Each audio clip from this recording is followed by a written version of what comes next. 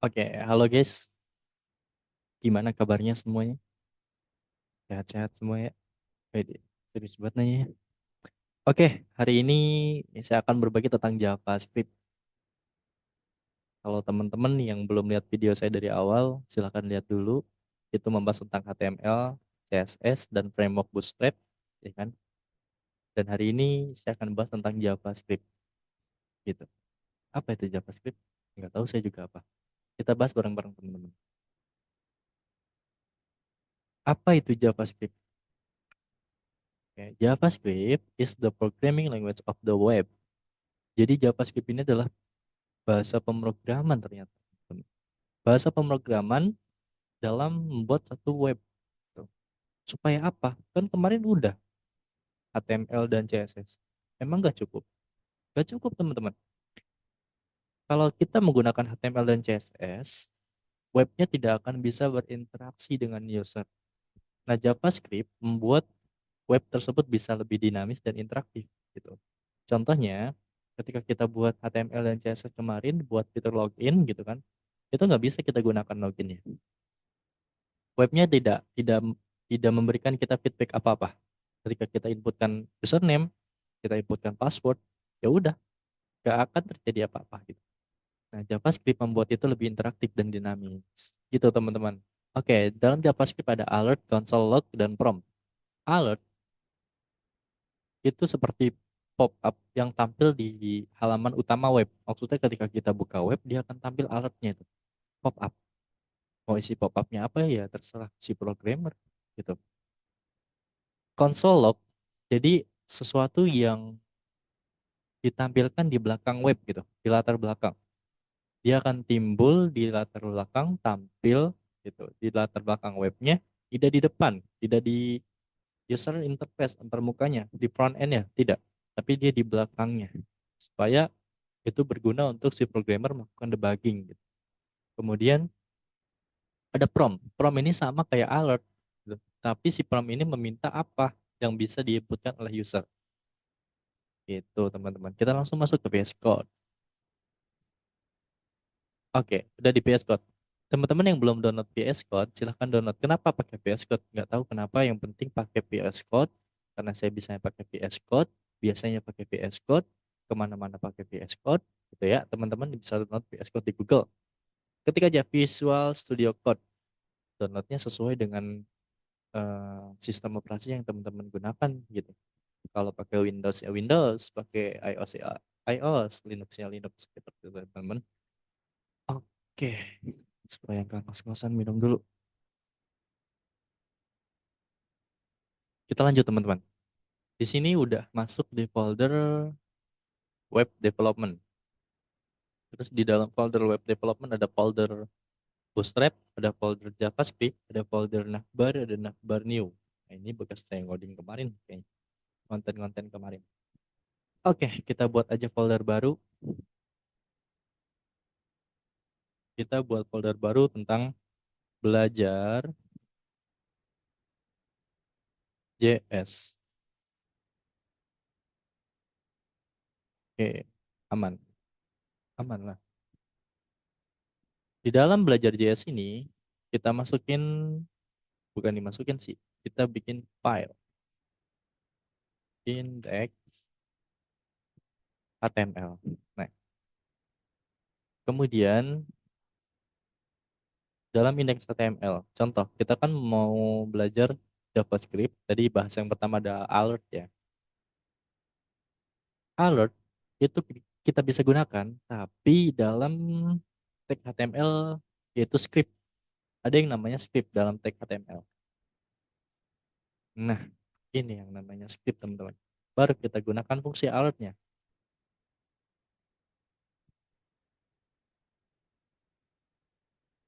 Hello, world.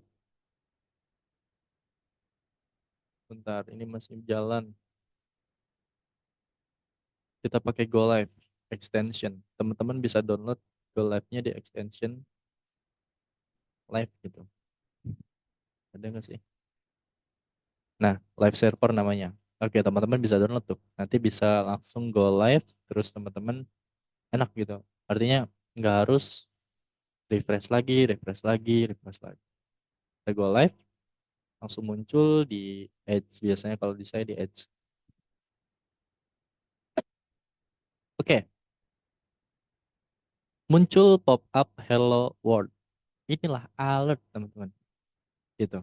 Fungsinya alert ya ini sebagai pop up yang tampil di awal kita buka website. Kita klik OK. Tapi ini baru awalan, ya baru awalan. Supaya lebih jelasnya kita pakai struktur HTML dulu. Struktur HTML kita buat pakai tanda seru satu aja, enter. Supaya judulnya nggak kosong, nggak dokumen kayak gini. Ya kita ketik aja judulnya. Judulnya apa ya? Java, JavaScript. Man. Oke, di sini ada hit, di sini ada body. Di manakah letak JavaScript kita gunakan, teman-teman? Nah, kita gunakan di body sini, teman. Script, gitu. Dalam menggunakan JavaScript, menghubungkannya ke HTML, ada dua cara, teman-teman. Yang pertama, ada cara internal dan ada cara eksternal. Nah, internal seperti ini contohnya, kita gunakan dia di dalam HTML.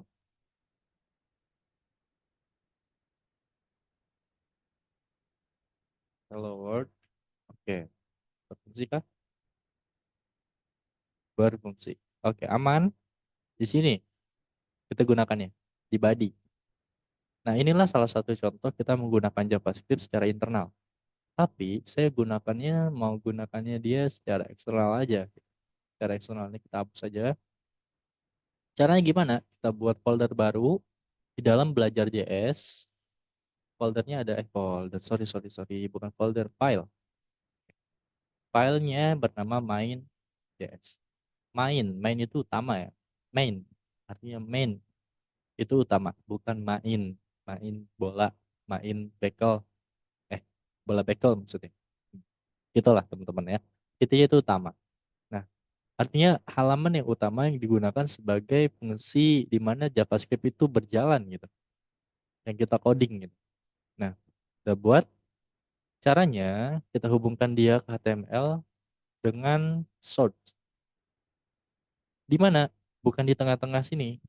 Bukan di tengah-tengah antara eh, apa ya namanya itu lebih dari dan kurang dari ya istilahnya. Nah, bukan di sini teman-teman. Tapi di dalam script yang pertama kita tulis aja source src.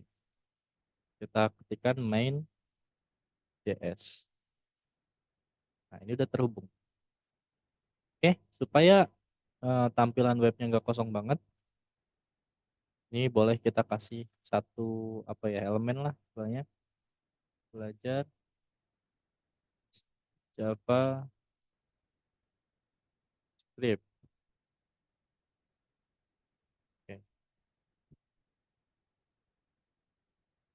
Nah, udah muncul. Kita main di JS, di main JS. Maksudnya kita move ke main JS. Di sini kita tulis alert. Gak perlu lagi pakai script-script gitu teman-teman. Kenapa kepotong? Ya, jadi nggak pakai script lagi karena udah kita hubungkan tadi di HTML secara eksternal gitu. Ya udah langsung tulis aja di sini alert. Kok alert lagi? Contohnya apa ya? Misalkan, hey, ho. Nah, tampil dia, hey ho. Oke, inilah satu alert. Kita belajar alert. Kedua,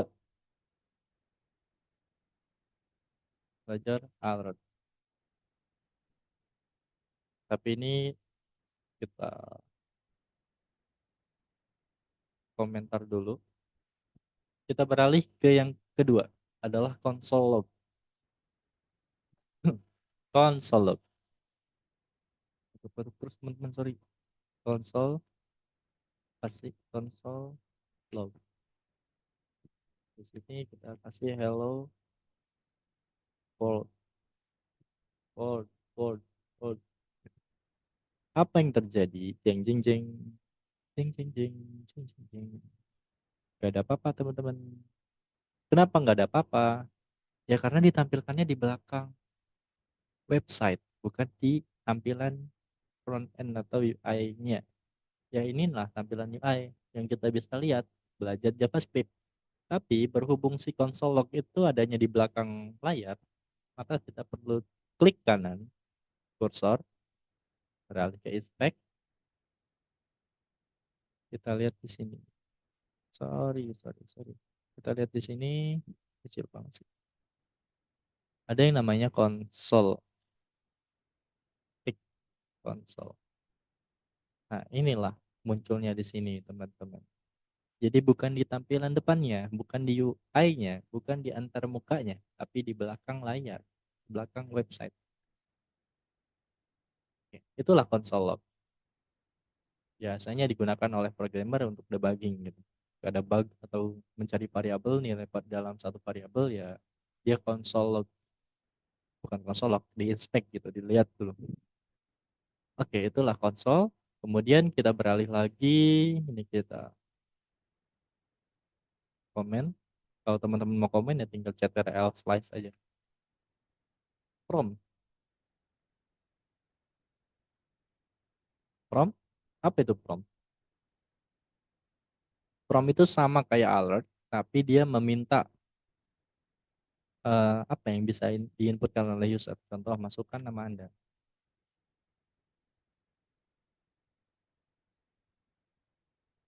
Hmm. Inilah contoh dari prompt, kan? Jadilah seperti ini. Dia kayak pop up, sama kayak alert. Kalau alert itu cuma ya teksnya aja gitu. Tapi nggak ada, si webnya ini nggak minta apa-apa dari si user. Usernya nggak disuruh menginputkan apa-apa gitu.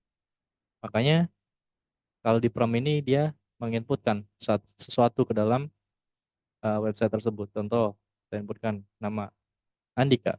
Oke, oke. Tapi nggak terjadi apa-apa. Kenapa? Karena belum kita coding lebih lanjut gitu. Nah, supaya terjadi apa-apa, terjadi apa-apa, supaya lebih berfungsi gitu kan. Nah, saya mau ajak teman-teman agak bermain logik. Kita main dalam pola pikir, gimana caranya ketika kita gunakan prompt. Nah, nilai yang kita inputkan ke dalam website tersebut ditampilkan kembali oleh sistem dengan sistem alert, dengan fungsi alert, sorry, dengan fungsi alert. Alert, gimana caranya? Oke, kita mengenal dulu di sini variabel,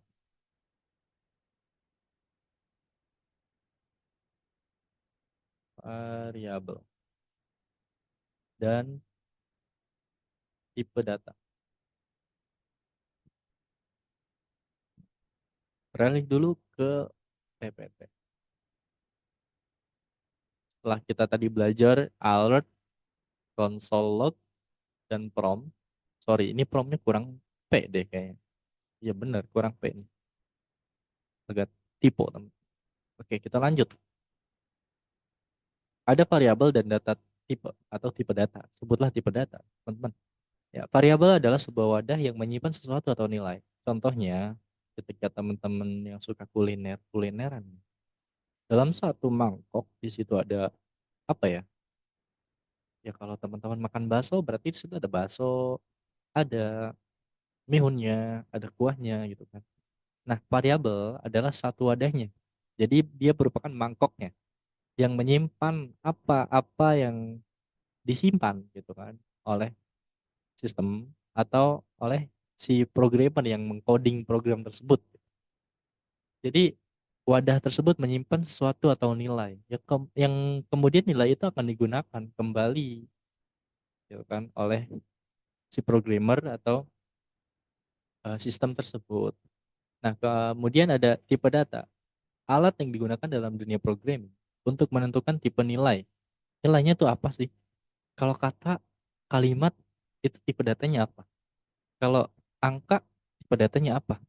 Kalau angka desimal, tipe datanya apa? Gitu kan. Yang itu ada pada suatu objek dan operasinya. Oke, kita kembali ke VS Code. variabel di sini kita kenal ada cons,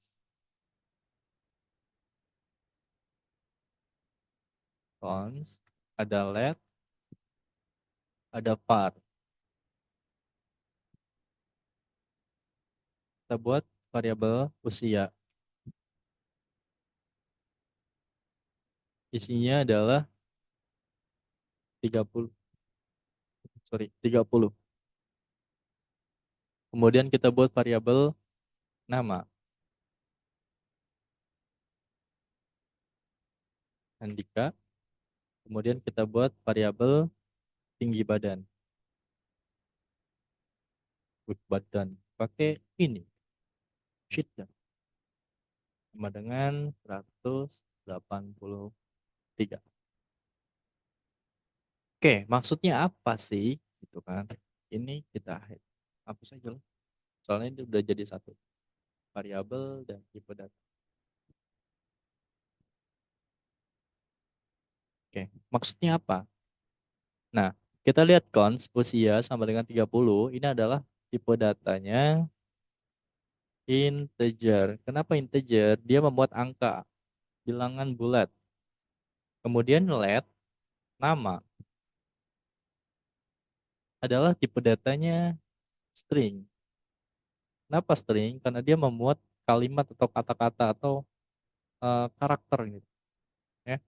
Yang tandanya biasanya diawali dengan kutip. Mau kutipnya satu, kutip dua itu boleh. Kalau kutip dua ya berarti seperti ini. Andika kita hapus. Kayak gitu. Kutip dua seperti ini. Kemudian ada var, nama variabelnya tinggi badan. Ya. Isinya adalah 183. Ini adalah tipe datanya float atau double. Yang mana dia memuat bilangan suatu angka, sorry, 183.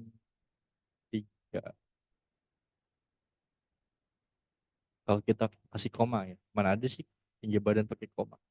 Gak apa-apa lah teman-teman, abaikan variabelnya, tapi fokus ke nilai ininya, karena kita mau cari tipe data dia apa. Ini soal variabel, tapi kalau ini dia menentukan tipe datanya. Ya, 183,4. Nah, koma-koma seperti ini, tipe datanya biasanya float. Bukan biasanya, emang float dan double gitu.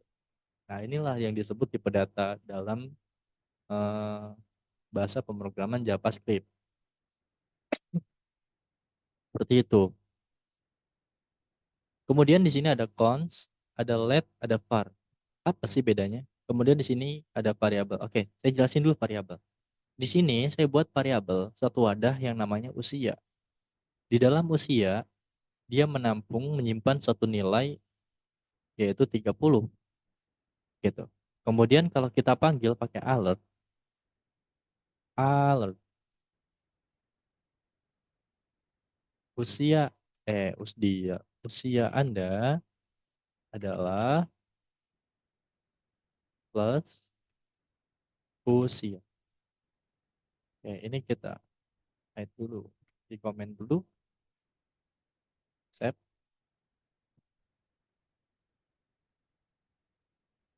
Nah, usia Anda adalah 30. Gitu teman-teman, yang dimaksud variabel yang mana dia menyimpan suatu nilai, yang mana nilai itu akan digunakan kembali dalam sistem. Jadi ketika di sini dibuatkan variabel usia yang isinya ada nilai 30, kemudian kita panggil usia Anda adalah variabelnya yang kita panggil, bukan usianya. Bukan usianya, bukan angkanya, bukan bilangannya, bukan suatu nilainya, tapi variabelnya. Itu gunanya variabel, teman-teman. Kemudian eh, apa sih bedanya cons, let, dan var gitu kan? Oke, langsung aja nih. Ini udah dihapus ya. Teman-teman nanti kalau bisa, kalau mau mengingat-ingat lagi bisa di back aja videonya. Oke, cons usia. Oke, di sini cons usia. Di mana variabel yang pakai cons itu udah tetap gitu, nggak bisa diganti. Ya 30 ya 30 gitu. Kalau kita di sini mau jabarin lagi ternyata kita ganti usia sama dengan 29. Kita save, dia akan error sih kayaknya. Tetap usianya tetap 30 atau error gitu. Ada yang berhasil menampilkan tetap usianya tetap 30, ada yang tidak menampilkan apa-apa seperti ini. Nah, kenapa? Karena dia pakai cons. Jadi udah tetap gitu nilainya, nggak bisa berubah-berubah. Tapi kalau di sini kita pakainya let sama dengan let usia sama dengan 30. Kita panggil usia ya. Kenapa? Munculnya harusnya sih 29. Nah, usia Anda usia Anda adalah 29. Jadi gini teman-teman. Dalam program dia akan dia akan mengeksekusi dari atas sampai ke bawah gitu. Nah, di sini dia kan mengeksekusi yang pertama let usia 30. Oke. Tapi di sini udah diperbarui lagi nih, usianya 29. Maka yang dieksekusi sama dia adalah yang 29. Gitu. Nah, bedanya cons sama let, tadi cons kan udah tetap. Tapi kalau let itu bisa berubah, sama kayak var gitu. Let itu sama kayak var. Cuma var itu dinilai buat masa-masa sekarang itu udah terlalu jadul lah. Makanya pakainya sekarang lebih banyak orang atau programmer itu pakainya lab.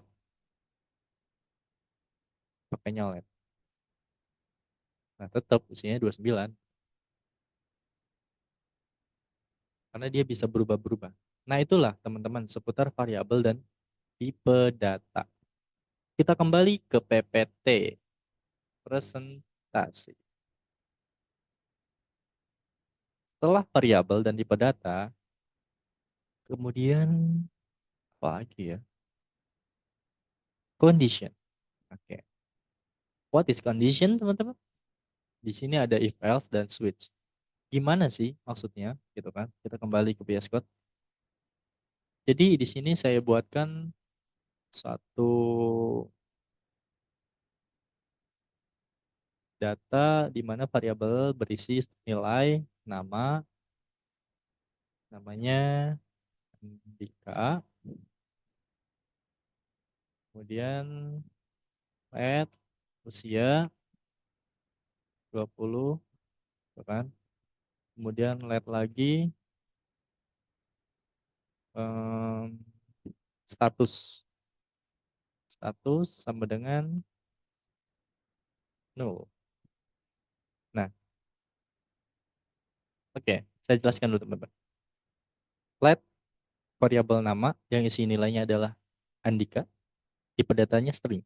Let usia, variabelnya usia, isinya adalah bilangan angka 20, menandakan bahwa usia si Andika ini 20. Dan let status, status di sini saya tulis variabelnya namanya stat aja gitu kan, null. Null itu diibaratkan tidak ada keterangan, maksudnya nilai kosong lah, kosong nggak ada nilai gitu. Ya, jadi null. Nah, gimana kita panggilnya? Kita panggilnya dengan alert, tapi pakai backtick. Teman-teman bisa bisa gunakan backtick ini, namanya backtick kalau nggak salah ya. Adanya di bawah, di samping angka satu sebelah kiri gitu. Nah, kita pakai backtick terus untuk menampilkan namanya, usianya dan statusnya gitu, dalam alert. Oke. Nama Anda adalah plus nama plus. Oke. Lanjut, backtick lagi. Usia Anda adalah plus, panggil variabelnya usia. Jangan lupa plus lagi, backtick lagi. Kemudian status Anda adalah plus start. Nah, kira-kira dia bakal tampil seperti apa, teman? Kita lihat. Nah, nama Anda adalah Andika, usia Anda adalah 20, status Anda adalah nol. Gitu. Apa hubungannya sama condition? Gitu kan? Apa hubungannya sama condition? Oke, jadi hubungannya, bentar teman-teman. Ini supaya rapi. Udah rapi belum? Supaya nggak mepet-mepet gini nih. Nah, ini udah rapi. Nama Anda adalah Andika, usia Anda adalah 20, status Anda adalah nol. Condition adalah berfungsi sebagai berikut. Kita mau ubah si null ini sebagai keterangan string. Kita ubah gitu. Jadi kita menggunakan yang pertama ada if else tadi ya. If else. Nah, condition. Kita masukkan di sini eh kita masukkan kita mau ubah yang ini teman-teman. Variabel status null. Yang nggak mungkin dong status masa null. Null itu apa gitu kan. Dalam bahasa pemrograman ya null. Artinya kosong gitu. Tidak ada keterangan. Tidak ada satu nilai apapun gitu. Tapi kita mau ubah keterangan tersebut. Jika dia null, apa yang ditampilkan? Tapi jika dia tidak null, apa juga yang ditampilkan gitu. Nah, if jika start sama dengan ini merupakan satu ibarat perbandingan ya.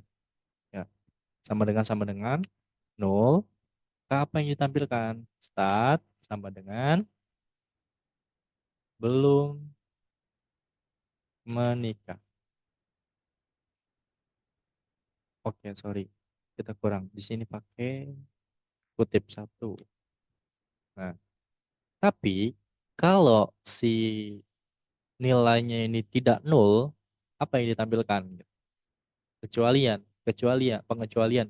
Artinya kalau nol ya belum nikah, kalau bukan nol isinya berarti apa gitu. Kita isi di sini, kalau dia bukan nol, sudah menikah. Oke, kembali lagi. Nah, karena dia nol, maka di sini tampil belum menikah. Tadi kan ada sebelumnya usia Anda adalah nol gitu kan. Nah, kita merubah nol itu menjadi string yang isinya belum menikah. Jadi kalau kita baca teman-teman, if jika variabel status itu nilainya adalah nol, ya, keterangannya nol, maka yang ditampilkan adalah belum menikah. Tapi jika dia bukan nol, maka yang tampil adalah sudah menikah. Ya, jika yes, maka dia yang tampil adalah eksekusi yang pertama ini, kondisi yang pertama. Tapi jika bukan nol, artinya no, maka yang dieksekusi adalah yang start sudah menikah. Seperti itu teman-teman. Kalau yang if else. Kemudian switch. Switch. Switch. Oke. Nah, switch ini seperti if, cuma cara mainnya yang beda. Artinya di sini dia switch. Nah, dia minta kuncinya. Kuncinya apa? Oke, kuncinya adalah satu tadi adalah variabel start. Cache value, jika di sini satu, taruhlah satu, maka yang ditampilkan apa? Gitu. Start sama dengan belum menikah atau beristri satu. Oke, jangan lupa kutip satunya. Break, artinya break itu ya udah kelar nih case satu gitu kan. Kemudian kita buat lagi case 2. Kalau kita mau buat case 2 berarti jangan di titik koma dulu breaknya. Case 2 titik 2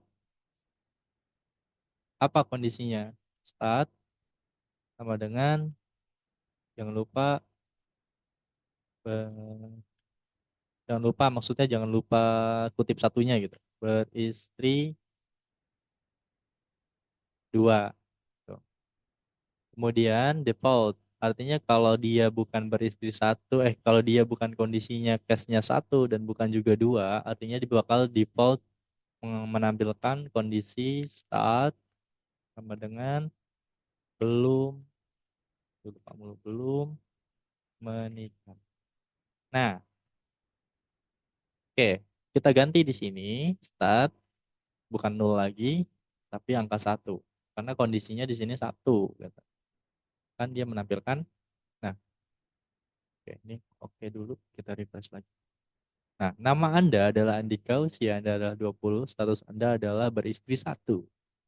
Gitu teman-teman. Kalau kita ganti dua, kita save, maka yang akan dieksekusi sama dia, karena dia bukan case-nya satu, dan dia benar nih case-nya dua. Maka yang dieksekusi adalah beristri dua. Kita lihat di sini.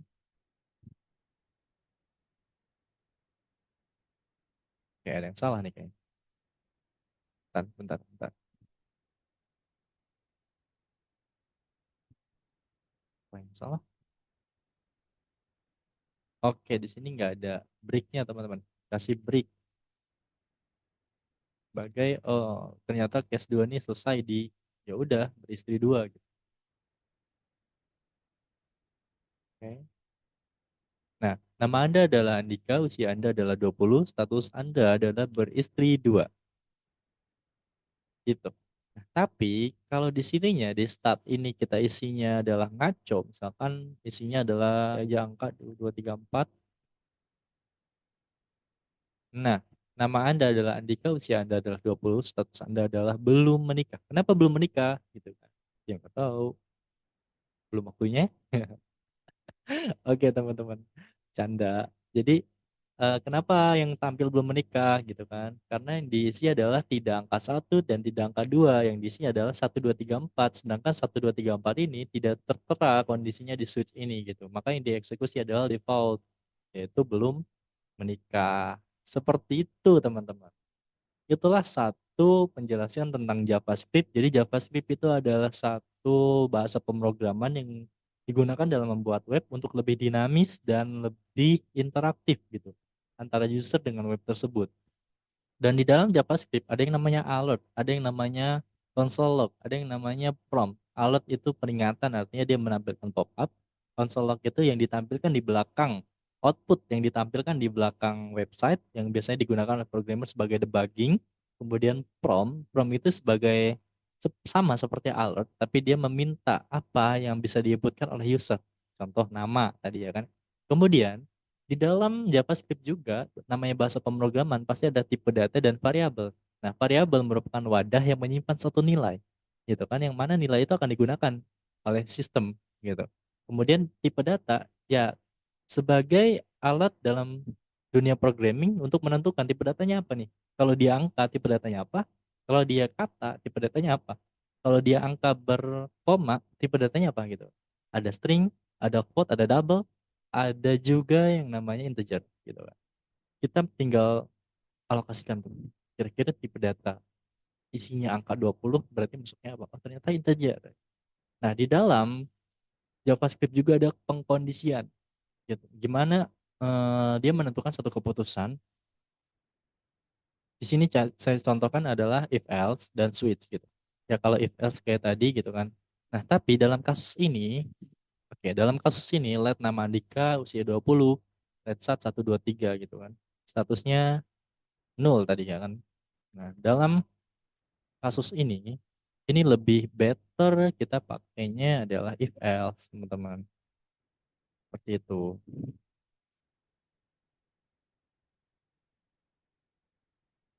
Oke, ini kita ini lagi.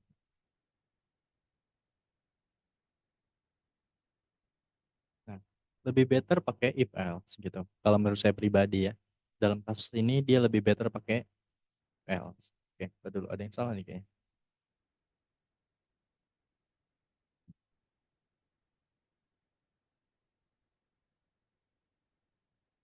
Nah, oke. Nah, jadi itu teman-teman.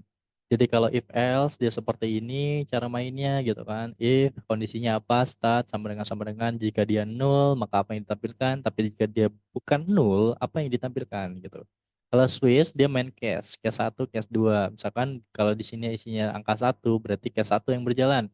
Kalau dia angka 2 berarti case 2 yang berjalan. Kalau dia tidak angka keduanya, tidak satu, tidak dua, ngaco gitu. Nol misalkan, ya maka dia larinya ke default akan menampilkan belum menikah. Seperti itu teman-teman yang bisa saya bagikan hari ini. Mudah-mudahan bisa bermanfaat khususnya buat saya pribadi dan teman-teman semua yang melihat video ini dan menyaksikan video ini. Bila mana ada kekurangan kesalahan yaitu dari pribadi saya selaku manusia yang banyak kurang gitu. Teman-teman, saya juga masih belajar lagi.